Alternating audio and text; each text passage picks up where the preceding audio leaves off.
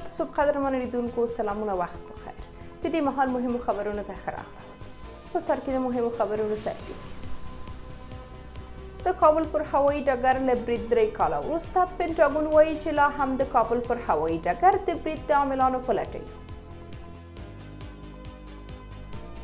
د طالبانو نوي قانون ته غبرګونونه امیر له نړیوالې ټولنې غوښتي چې له طالبانو سره د اړیکو له عادي کېدو لاس واخلي.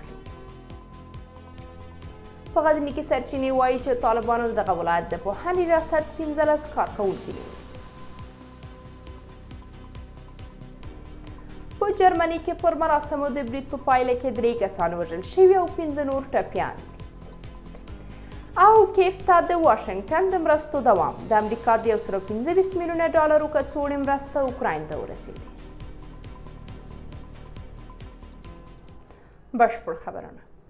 د کابل د هوایي ډګر پر دروازې د داعش له برید شاوخوا 3 کاله وروسته چې پکې 14 امریکایي پوځیان او شاوخوا 100 افغانان ووژل شول، د پنتاګون او چارواکي وایي واشنګټن لا هم دغه خونړي برید د عاملانو په لټه دی.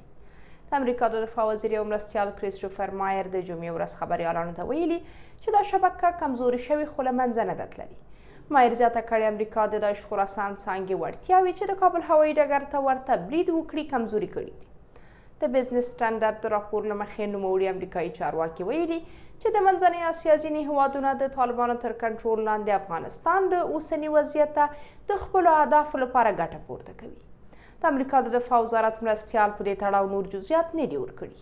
شاوخوا 3 کاله مخکې د 2021 د اګست پر 26 د کابل پر هوایي ډګر د داعش تر برید وروسته د امریکا د بهرنیو چارو وزارت د انعام پروګرام هم اعلان کړی و چې د ادارې د دغه برید د عاملانو په هکله د معلوماتو لپاره 10 میلیونه ډالر انعام ټاکلی دی. د افغانستان د بشري حقونو او ښځو په چارو کې د امریکا ځانګړې استازې رینا امیري د طالبانو د امر بالمعروف او نهي عن المنکر د نوي قانون په غبرګون کې ویلي چې نړیواله ټولنه باید له دغې ډلې سره د اړیکو له عادي کولو ډډه وکړي. امیري د جمعې ورځ په خپله ایکس پاڼه کې لیکلي چې طالبان د ښځو په هکله د 1990 لسیزې پالیسۍ د پلي کېدو په لټه دي. هغې د ملګرو ملتونو د بشري حقونو شورا د ځانګړي استازي ریچارډ بینټ په سفر بندیز او د طالبانو د امر بالمعروف او نهي عن المنکر قانون تصویب ته په اشارې ټینګار کړی چې نړیواله ټولنه باید له دغې ډلې سره د اړیکو په ټینګښت کې له احتیاطه کار واخلي.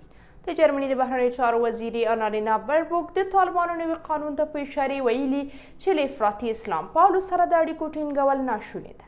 د طالبانو د مشر لخوا د امر بالمعروف او نهي عن المنکر د نوي قانون تصویب د ښځو او بشري حقونو سازمانونو له توندو غبرګونونو سره مخ شوې ده. د غزني سیمه ییزو سرچینو د طالبانو لخوا د غزني د پوهنې ریاست د 15 کارکوونکو د نیول کېدو خبر ورکړی دی. سرچینو د شنبې ورځ 8 ورځپاڼې ته ویلي چې نیول شوي کسان د جمهوري نظام کارکوونکي دي. د سرچینو په وینا طالبانو 2 کسان تېره اونۍ په خپلو کاري ځایونو کې نیولي دي. سرچینو د طالبانو لخوا د کارکوونکو د نیول کېدو د لامل په تړاو څه نه دي ویلي. د غزني طالب سیمه ییزو مسؤلانو تر اوسه په دې هکله خپل نظر نه دی څرګند کړی.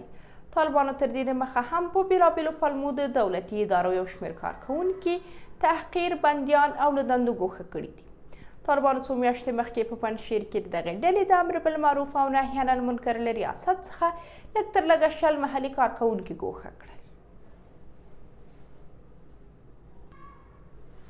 د جرمني پولیسو اعلان کړی چې دغه هیواد په لویدیځ کې پر مراسمو د یو بریدګر لخوا د چړې په برید کې 3 کسان وژل شوي او 15 نور ټپیان دي. اسوسییشن پریس راپور ورکړی چې دا برید د جمعې ورځ د جرمني په لویدیځ کې د سورینګن په ښار کې شوی دی. د معلوماتو له مخې دا کسان د چړې په ګزارونو وژل شوي او ټپیان دي. د سورینګن ښار پولیس وایي چې بریدګر له برید وروسته تښتېدلی دی. تر اوسه د دغه برید انګیزه نه ده معلومه.